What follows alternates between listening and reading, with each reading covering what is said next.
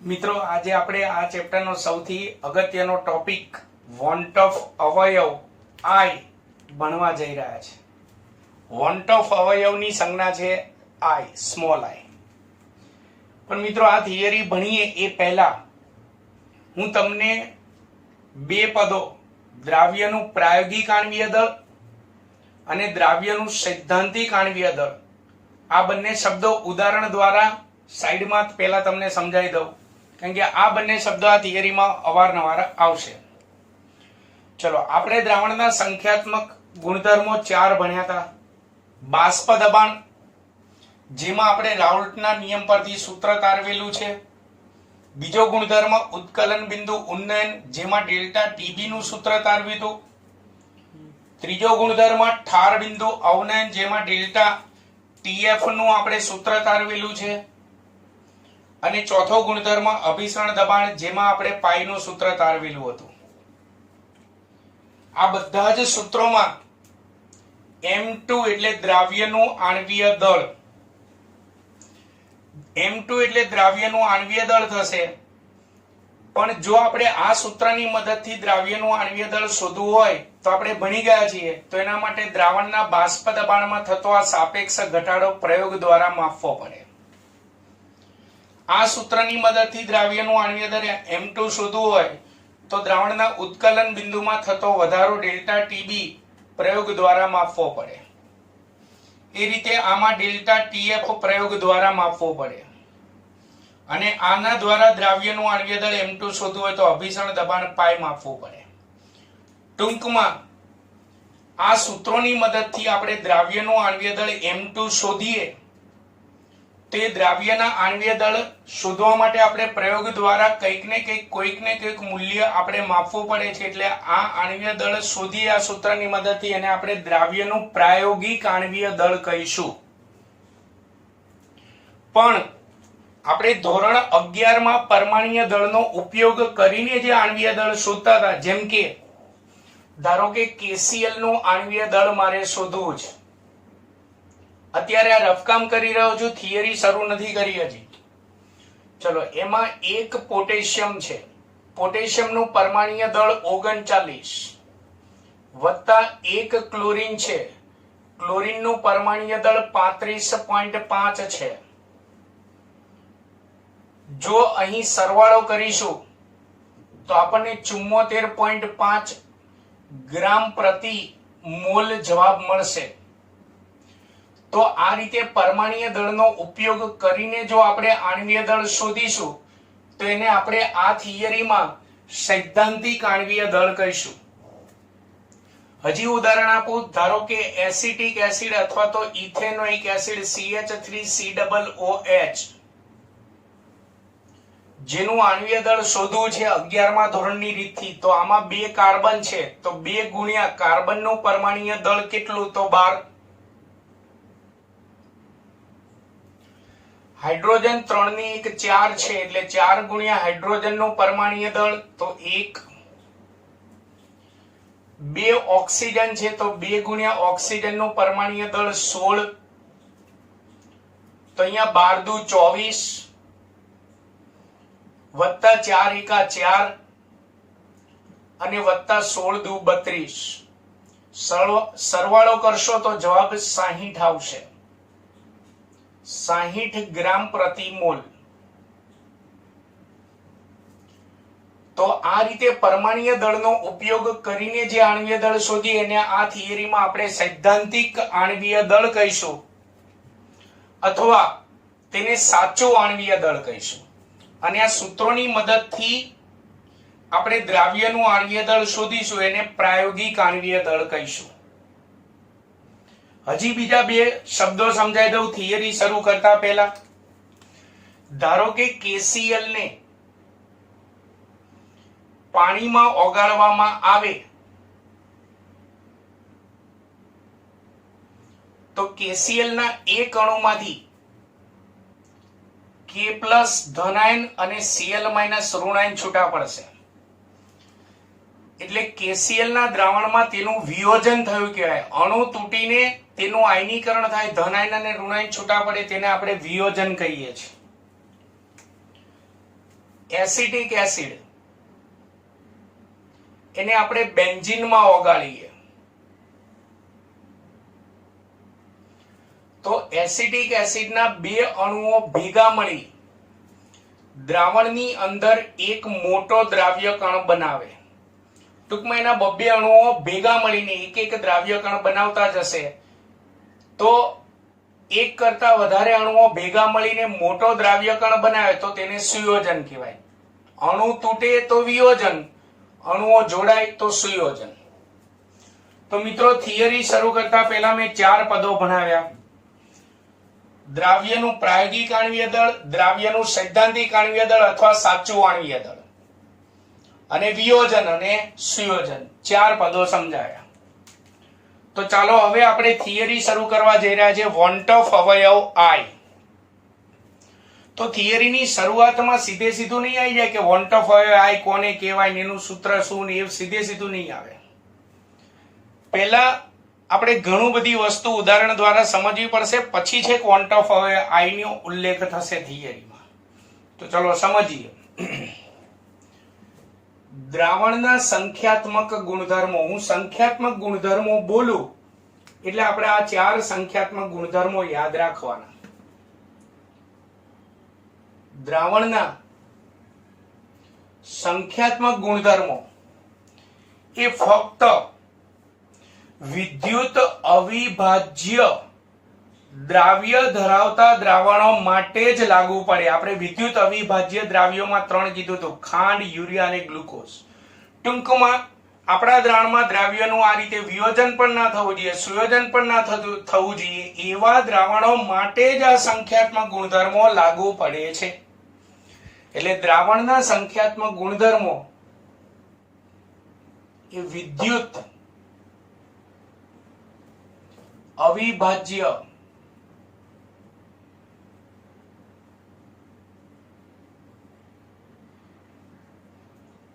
દ્રાવ્ય ધરાવતા દ્રાવણો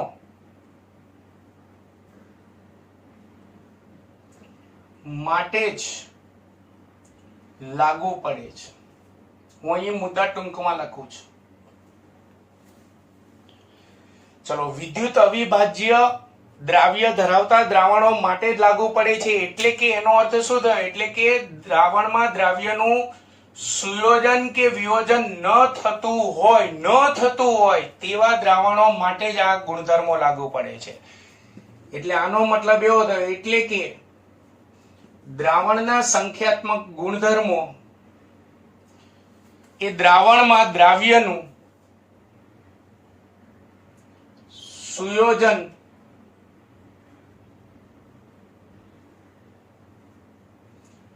કે વિયોજન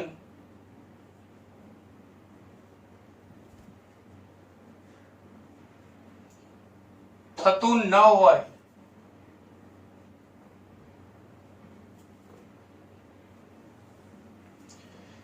તેવા દ્રાવણો માટે જ લાગુ પડે છે.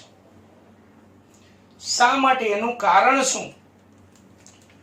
તેનું કારણ સમજીએ. કારણ કે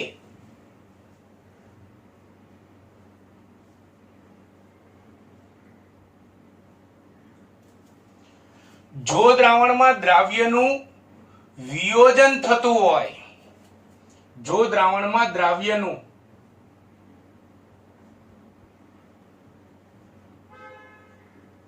વિયોજન થાય તો દ્રાવણમાં દ્રાવ્ય કણોની સંખ્યા વધી જાય. કેમ? અણુ તૂટતા જશે, ધનાયનો ઋણાયનો છૂટા પડતા જશે એટલે દ્રાવ્ય કણોની સંખ્યા વધશે. એટલે જો દ્રાવણમાં દ્રાવ્યનું વિયોજન થાય તો દ્રાવ્ય કણોની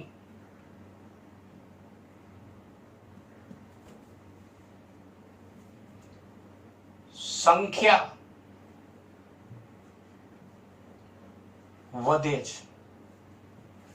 અને જો દ્રાવણમાં દ્રાવ્યનું સુયોજન થાય તો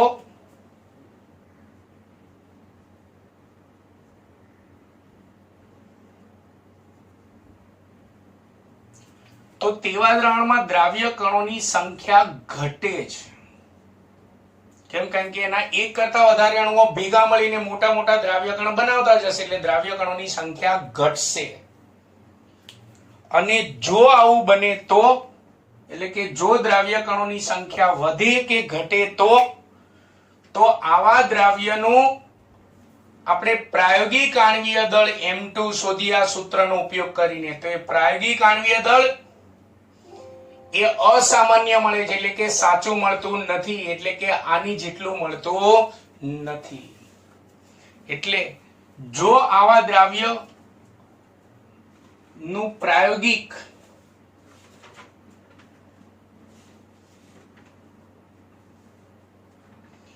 આણ્વીય દળનું બીજું નામ મોલર દળ પણ કહેવાય, એ અસામાન્ય મળે છે એટલે કે સાચું મળતું નથી.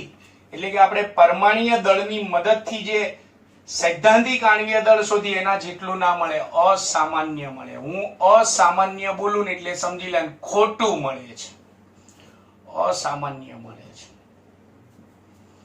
એટલે કે આવા દ્રાવ્ય કે જેનું વિયોજન થાય છે અથવા તો જેનું સુયોજન થાય છે એવા દ્રાવ્યનું પ્રાયોગિક આણ્વીય દળ, પ્રાયોગિક આણ્વીય દળ એટલે કે આ સૂત્રની મદદથી સંખ્યાત્મક ગુણધર્મની મદદથી શોધેલું આણ્વીય દળ એ તેના સૈદ્ધાંતિક આણ્વીય દળ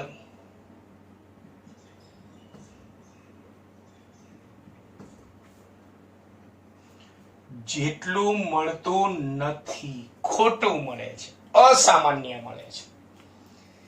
એટલા માટે અહીંયા કહ્યું છે કે દ્રાવણના સંખ્યાત્મક ગુણધર્મો ફક્ત વિદ્યુત અવિભાજ્ય દ્રાવ્ય ધરાવતા દ્રાવણો માટે જ લાગુ પડે છે. ક્લિયર? એટલું ટૂંકમાં ફરીવાર કહી દઉં. દ્રાવણના સંખ્યાત્મક ગુણધર્મો એટલે કે આપણે આ ચારે ચાર સૂત્રો એ વિદ્યુત અવિભાજ્ય દ્રાવ્ય ધરાવતા દ્રાવણો માટે જ લાગુ પડે. જો આપણા દ્રાવણમાં દ્રાવ્યનું સુયોજન કે વિયોજન થતું હોય તો એવા દ્રાવ્યો માટે લાગુ પડતા નથી, કારણ કે સુયોજન કે વિયોજન થાય તો દ્રાવ્ય કણોની સંખ્યા ઘટે અથવા તો વધે, અને ઘટે કે વધે તો આપણે પ્રાયોગિક રીતે આણ્વીય દળ શોધીએ તો આ સૈદ્ધાંતિક આણ્વીય દળ જેટલું મળે નહીં, ખોટું મળે, અસામાન્ય મળે છે. જેમ કે આપણે એને ઉદાહરણ દ્વારા સમજીએ. જેમ કે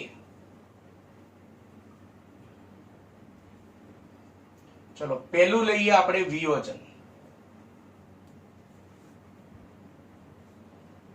વિયોજન થાય તો આપણને પ્રાયોગિક આણ્વીય દળ કેવું મળે એ સમજીએ.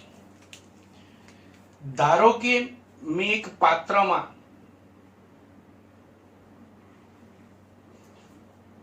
પાણી લઈ તેમાં મેં 1 મોલ જેટલો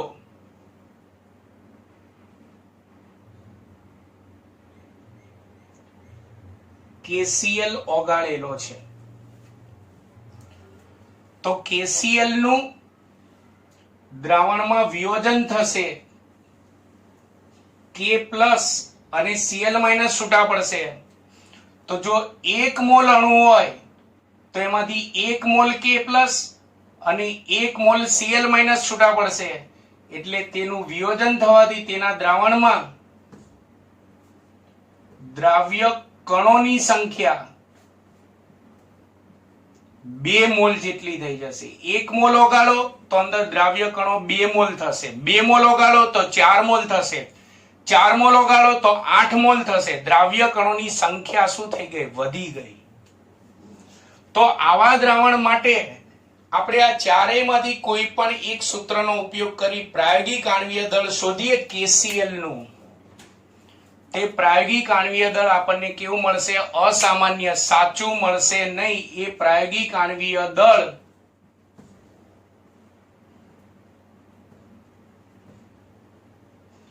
એ તેના સૈદ્ધાંતિક આણ્વીય દળ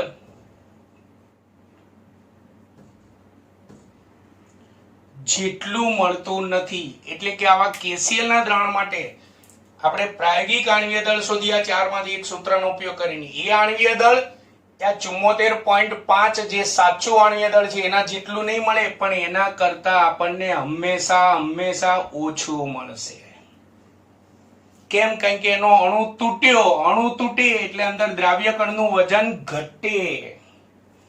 એટલે પ્રાયોગિક આણ્વીય દળ જે આપણે સૂત્રની મદદથી શોધીએ એ આના સૈદ્ધાંતિક આણ્વીય દળ કરતા હંમેશા ઓછું જ મળે. એ કોઈ પણ દ્રાવ્ય કે જેનું અંદર વિયોજન થતું એ બધા માટે આ જ વસ્તુ બને. એટલે ખાસ ખાસ ખાસ વિકલ્પ માટે યાદ રાખજો, દ્રાવણમાં દ્રાવ્યનું વિયોજન થાય તો તેનું પ્રાયોગિક આણ્વીય દળ સૈદ્ધાંતિક આણ્વીય દળ કરતા હંમેશા ઓછું મળે છે. પ્રાયોગિક આણ્વીય દળ એ તેના સૈદ્ધાંતિક આણ્વીય દળ કરતા હંમેશા ઓછું જ મળે છે. ચલો હવે સુયોજન ભણીએ. નંબર 2,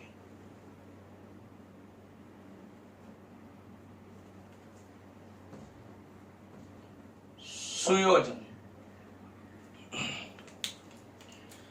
ચલો સુયોજનમાં આપણે એસિડિક એસિડનું ઉદાહરણ લઈએ. ધારો કે એક પાત્રમાં બેન્ઝીન લઈ તેમાં એસિડિક એસિડ ઉમેરવામાં ઓગાળવામાં આવે. CH3COOH એસિડિક એસિડ અંદર ઓગાળવામાં આવે છે. તો અહીંયા મેં સમજાવ્યા મુજબ એસિડિક એસિડના બે અણુઓ દ્રાવણની અંદર જોડાઈને એક મોટો દ્રાવ્ય કણ બનાવશે. જેમ કે આપણે સમીકરણની રીતે લખવું હોય તો આ રીતે લખી શકીએ. એસિડિક એસિડના બે અણુઓ CH3COOH એના બે અણુઓ જોડાઈને અંદર એક દ્રાવ્ય કણ બનાવશે CH3COOH twice. ચલો એને આકૃતિ દ્વારા સમજાવું રફ કામમાં. CH3COOH નો એક અણુ CH3COOH માં એક ઓક્સિજન ડબલ બોન્ડ થી જોડાયેલો, એક ઓક્સિજન સિંગલ બોન્ડ થી જોડાયેલો, અને સિંગલ બોન્ડ વાળા ઓક્સિજન ની સાથે એક હાઇડ્રોજન હોય. આ CH3COOH નો એક અણુ. પછી એ જ રીતે CH3COOH નો બીજો અણુ લખો. આમ ઊંધો દોરું છું. CH3C double bond O single bond O અને H આ બીજો અણુ. તો એસિડિક એસિડને બેન્ઝીનમાં ઓગાળવામાં આવે તો તેના બે અણુઓ ઓર્ગેનિકમાં આવશે તમારે હાઇડ્રોજન બંધથી. જાણકારી માટે કહું છું, હાઇડ્રોજન બંધથી જોડાઈને એક આખો આવો મોટો દ્રાવ્ય કણ બનાવશે. આને સુયોજન કહેવાય. ચલો આકૃતિ પૂછી નાખું છું. સુયોજનના કારણે અંદર દ્રાવ્ય કણોની સંખ્યા શું થશે? ઘટશે. દ્રાવ્ય કણોની સંખ્યા ઘટશે એટલે આવા દ્રાવણનો ઉપયોગ કરીને આપણે એસિટિક એસિડનું પ્રાયોગિક આણ્વીય દળ શોધીએ તો એ પ્રાયોગિક આણ્વીય દળ આપણને સાચું નહીં મળે, 60 નહીં મળે, ખોટું મળશે એટલે કે અસામાન્ય મળશે. તો તેનું પ્રાયોગિક આણ્વીય દળ અસામાન્ય મળે, પણ કેટલું મળે? તો આવા દ્રાવણનો ઉપયોગ કરી એસિડિક એસિડનું પ્રાયોગિક આણ્વીય દળ શોધવામાં આવે આ સૂત્રની મદદથી. ચારમાંથી ગમે તે એક સૂત્રની મદદથી. તો એ તેના સૈદ્ધાંતિક આણ્વીય દળ કેટલું છે? 60. એના કરતા હંમેશા વધારે જ મળે. સૈદ્ધાંતિક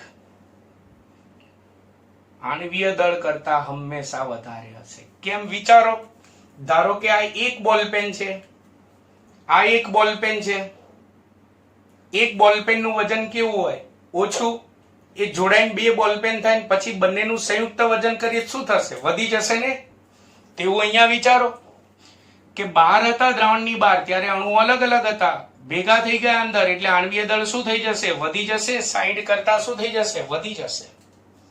એટલે MCQ માટે ખાસ યાદ રાખજો, જો દ્રાવણમાં દ્રાવ્યનું સુયોજન થાય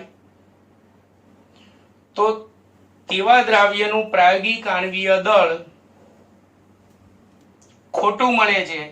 કેટલું મળે છે? તો પ્રાયોગિક આણ્વીય દળ એ સૈદ્ધાંતિક આણ્વીય દળ કરતા હંમેશા વધારે મળે. ફરી એકવાર સુયોજન થાય તો પ્રાયોગિક આણ્વીય દળ સૈદ્ધાંતિક આણ્વીય દળ કરતા હંમેશા વધારે મળે છે. MCQ માટે આ બંને ખાસ ખાસ ખાસ યાદ રાખવું.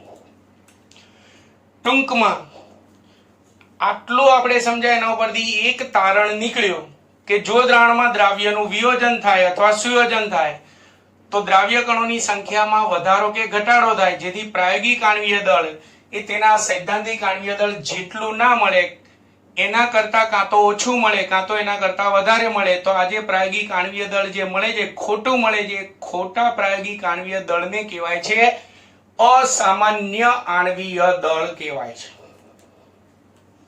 ક્લિયર?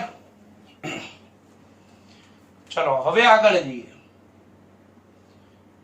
હવે અહીંયા કીધું વિયોજન કે સુયોજન થાય તો પ્રાયોગિક આણ્વીય દળ સાચું ના મળે, સૈદ્ધાંતિક આણ્વીય દળ કરતા ઓછું મળે કાં તો એના કરતા વધારે મળે.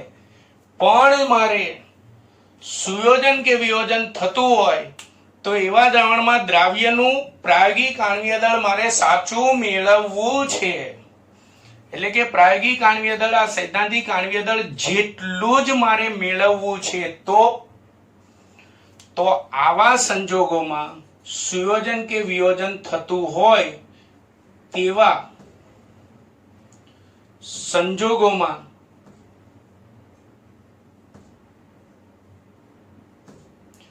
દ્રાવ્યનું સાચું આણ્વીય દળ મેળવવા માટે વોન્ટોફ નામના વૈજ્ઞાનિકે આ સંખ્યાત્મક ગુણધર્મોમાં એટલે કે પ્રાયોગિક આણ્વીય દળ શોધવાની રીતોમાં એક નવો અવયવ દાખલ કર્યો જેને વોન્ટોફ અવયવ I કહે છે. નવો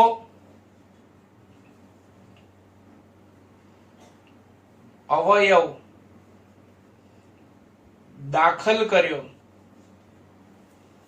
જેને વોન્ટોફ અવયવ I કહે છે, જે હમણાં આપણે ભણીશું.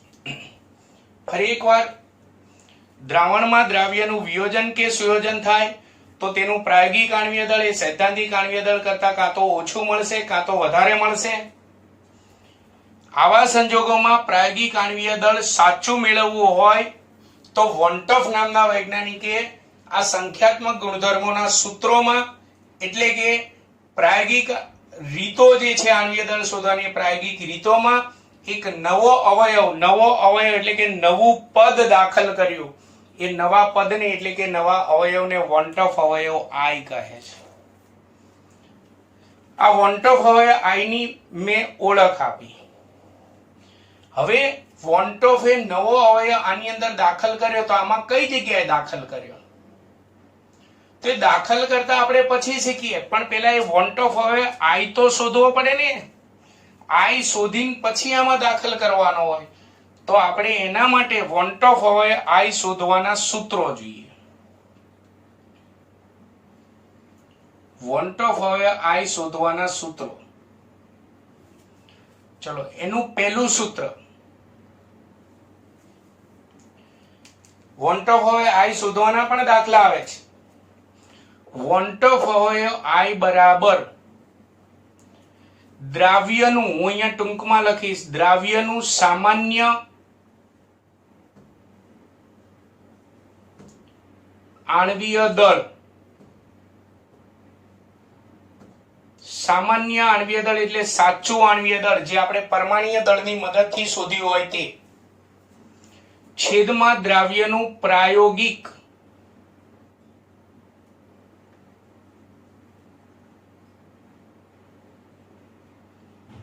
આણ્વીય દળ. પ્રાયોગિક આણ્વીય દળ એટલે આ ચારમાંથી ગમે તે એક સૂત્રની મદદથી જે આણ્વીય દળ શોધ્યું છે, ખોટું આણ્વીય દળ, અસામાન્ય આણ્વીય દળ, તે બંનેનો ભાગાકાર કરો એટલે વોન્ટોફ અવયવ I મળી જાય. અથવા આ શબ્દ ન વાપરવા હોય તો સામાન્ય આણ્વીય દળ એટલે સાચું આણ્વીય દળ એટલે એને સૈદ્ધાંતિક આણ્વીય દળ પણ કહેવાય.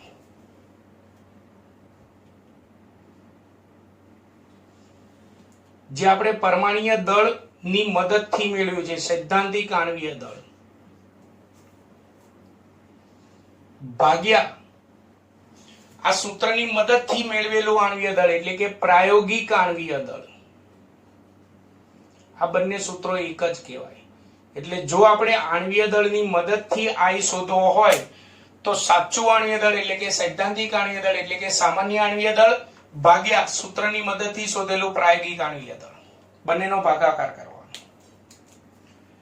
ચલો, વોન્ટોફ અવયવ I શોધવાનું બીજું સૂત્ર. અમે રફકામ કરેલું છે. બીજું સૂત્ર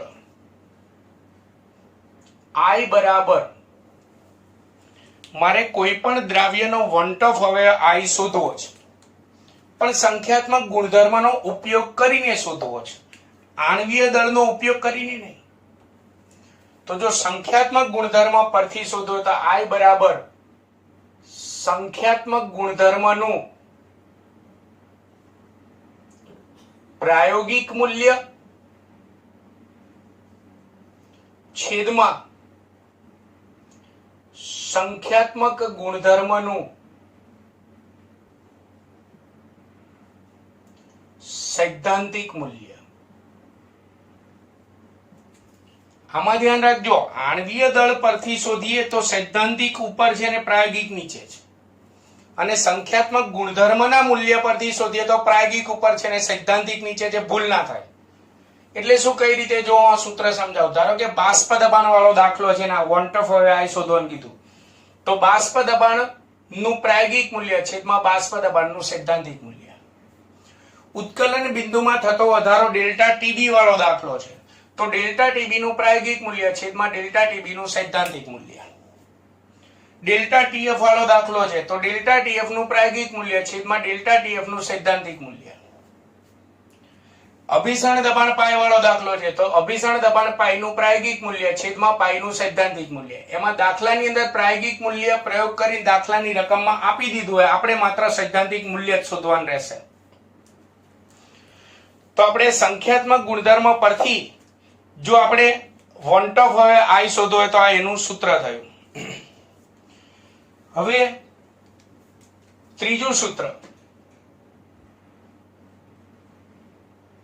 I બરાબર આપણે અંદર દ્રાવ્ય કણોના મોલ પરથી મારે I શોધવો છે. મોલ પરથી, દ્રાવ્ય કણોના મોલ પરથી.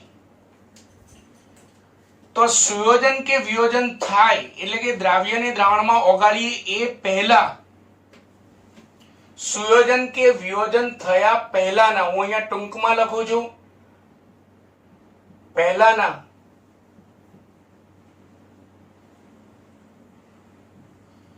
દ્રાવ્ય કણોના મોલ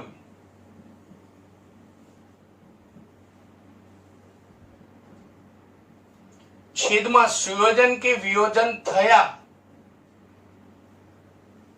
પછીના દ્રાવ્ય કણોના મોલ. સુયોજન કે વિયોજન થયા પહેલા, સોરી મારે અહીંયા ભૂલ છે, સુયોજન કે વિયોજન પછીના દ્રાવ્ય કણોના મોલ અને સુયોજન કે વિયોજન થયા પહેલાના દ્રાવ્ય કણોના મોલ. એટલે કે દ્રાવ્યને ઓગાળીએ એ પહેલા દ્રાવ્ય કણોના મોલ એને છેદમાં રાખવાના, અને દ્રાવણમાં દ્રાવ્યને ઓગાળ્યા પછી મોલ જે છે એને અંશમાં રાખવાના. તો આ ત્રણ સૂત્રોની મદદથી વોન્ટ ઓફ અવયવ I શોધી શકીએ. ચલો હવે અહીંયા હું શું બોલ્યો હતો કે જો આપણે દ્રાવણના સંખ્યાત્મક ગુણધર્મો આના સૂત્રનો ઉપયોગ કરવો હોય તો આના સૂત્રનો ઉપયોગ ક્યારે કરી શકીએ? વિદ્યુત અવિભાજ્ય દ્રાવ્ય માટે, એટલે કે ખાંડ, યુરિયા, ગ્લુકોઝ વગેરેના દ્રાવણો માટે. પણ જો આપણા દ્રાવણમાં દ્રાવ્યનું વિયોજન કે સુયોજન થાય છે એના માટે આપણે આ સૂત્રનો ઉપયોગ કરવો છે, તો વોન્ટ ઓફ એક નવો અવયવ દાખલ કર્યો, નવું પદ આની અંદર દાખલ કર્યું, જેને જ આપણે કીધું છે વોન્ટ ઓફ અવયવ. તો આને એને આ સૂત્રોમાં ક્યાં દાખલ કર્યો? તેમાં રાઉલ્ટના નિયમના સૂત્રમાં વોન્ટ ઓફ અવયવ I ને અહીંયા દાખલ કર્યો, એટલે આગળ I ગુણી નાખવાના.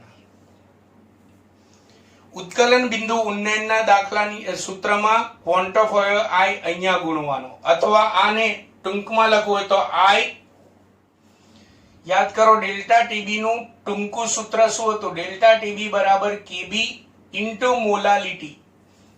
તો આગળ I ગુણી નાખો તો I ઇન્ટુ કેબી ઇન્ટુ મોલાલિટી પણ કહેવાય. આટલા ભાગને શું છે? આ મોલાલિટી નું સૂત્ર છે ને આટલો. એ રીતે ઠાર બિંદુ અવનયનના સૂત્રમાં I ને આગળ દાખલ કર્યો ગુણાકારમાં. અથવા આ સૂત્રને હજી ટૂંકમાં લખવું હોય તો તો ડેલ્ટા ટીએફ નું ટૂંકું સૂત્ર શું હતું? ડેલ્ટા ટીએફ બરાબર કેએફ ઇન્ટુ મોલાલિટી, અને પછી મોલાલિટી ની કિંમત મૂકતા હતા ત્યારે આવું મોટું સૂત્ર મળતું હતું. તો આગળ ટૂંકમાં આઈ ગુણી નાખો તો આઈ ગુણ્યા કેએફ ગુણ્યા મોલાલિટી. અને એ જ રીતે અભિસરણ દબાણના બધા સૂત્રોમાં પણ એને આઈ ને આગળ દાખલ કર્યો ગુણાકારમાં. આનું બીજું સૂત્ર યાદ કરો, આઈ બરાબર I into N2RT upon V. પાઈ નું ત્રીજું સૂત્ર હતું CRT, તો એમાં પણ આઈ દાખલ કર્યો.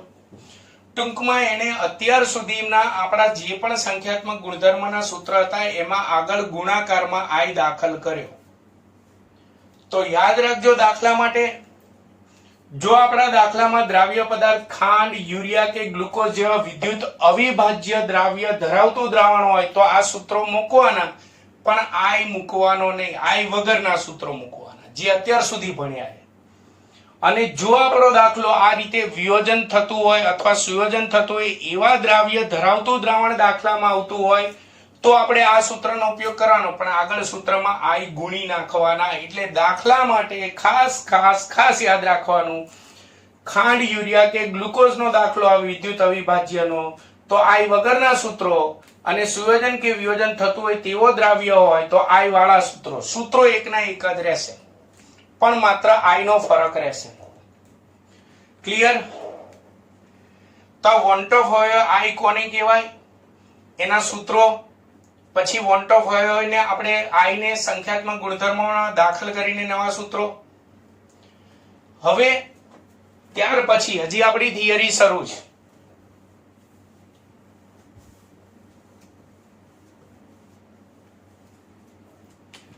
ચલો છેલ્લો મુદ્દો થિયરીનો, આ એમસીક્યુ માટે મોસ્ટ આઈએમપી છે. છેલ્લો મુદ્દો, જ્યારે દ્રાવણમાં દ્રાવ્યનું વિયોજન થતું હોય તો તેવા દ્રાવ્ય માટે આપણે વોન્ટ ઓફ આઈ નું મૂલ્ય શોધીએ. આની મદદથી શોધીએ, આની મદદથી શોધીએ કે આની મદદથી શોધીએ. તો જો દ્રાવણમાં દ્રાવ્યનું વિયોજન થાય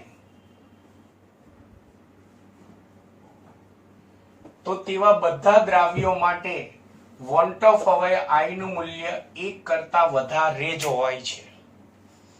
હું KCl માટે આઈ નું મૂલ્ય શોધું 1 કરતા વધારે જ મળશે. NaCl માટે આઈ નું મૂલ્ય શોધું 1 કરતા વધારે જ મળશે.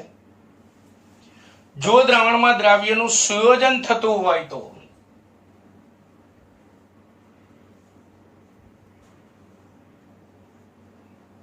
સુયોજન થાય તો તેવા બધા જ દ્રાવ્યો માટે વોન્ટ ઓફ આઈ નું મૂલ્ય હંમેશા 1 કરતા ઓછું જ મળે. એ આઈ નું તમે ગમે તે સૂત્ર મૂકી અને તમે આઈ શોધો, આઈ નું મૂલ્ય હંમેશા 1 કરતા ઓછું જ મળે. અને જો દ્રાવણમાં દ્રાવ્યનું સુયોજન કે વિયોજન ન થતું હોય, બેમાંથી એકેય ના થાય, એટલે એનો મતલબ વિદ્યુત અવિભાજ્ય દ્રાવ્ય થયો, ન થાય તો તેવા દ્રાવ્ય માટે તમે વોન્ટ ઓફ આઈ નું મૂલ્ય શોધો આ ત્રણમાંથી ગમે તે સૂત્રની મદદથી, તો આઈ નું મૂલ્ય હંમેશા 1 જ મળે. જેમ કે ખાંડ, ગ્લુકોઝ અને યુરિયા એનું સુયોજન ના થાય, વિયોજન ના થાય, તો એવા દ્રાવ્યો માટે આઈ નું મૂલ્ય હંમેશા 1 મળે. એટલે જો મેં અહીંયા દાખલા માટે શું કહ્યું બરાબર સાંભળો, કે સુયોજન કે વિયોજન ના થતો હોય વિદ્યુત અવિભાજ્ય દ્રાવ્ય માટે આપણે આઈ વગરના સૂત્રો વાપરવાના, અને સુયોજન કે વિયોજન થાય તો આઈ વાળા સૂત્રો વાપરવાના. કેમ? જો સમજો, સુયોજન કે વિયોજન ના થાય તો એના માટે આઈ બરાબર 1 હોય તો અહીંયા ગુણાકારમાં 1 લખવાની ક્યાં જરૂર છે? એટલે મેં કીધું આઈ વગરના સૂત્રો વાપરવાના. ચલો એનું ઉદાહરણ લઉં. દાખલા તરીકે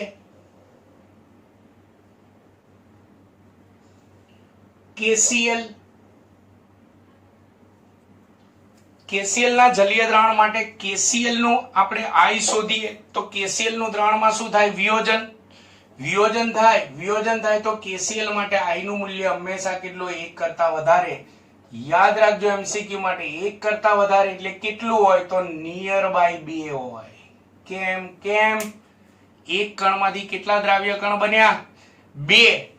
તો 1 કરતા વધારે એટલે 2 ની નજીક હોય. 1 માંથી 3 દ્રાવ્ય કણ બને તો એના માટે આઈ નું મૂલ્ય 3 ની નજીક હોય. 3 જ હોય એવું નથી બોલ્યો, 3 ની નજીક. 1 માંથી 4 દ્રાવ્ય કણો બને તો એના માટે આઈ નું મૂલ્ય 4 ની નજીક હોય, ટૂંકમાં 1 કરતા વધારે હોય.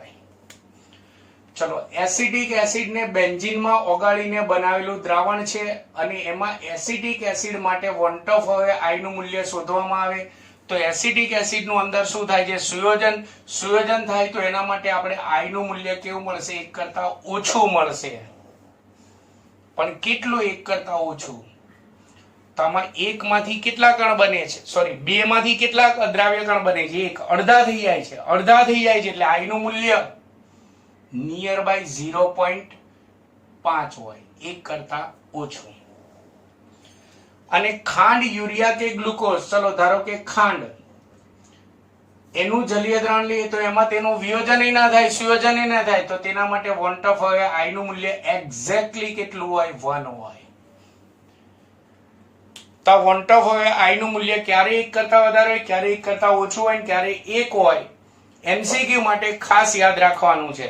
ફરીવાર યાદ કરાવી દઉં છું, વિયોજન થાય તો 1 કરતા વધારે, સુયોજન થાય તો 1 કરતા ઓછું, અને સુયોજન કે વિયોજન ના થાય તો 1 હોય.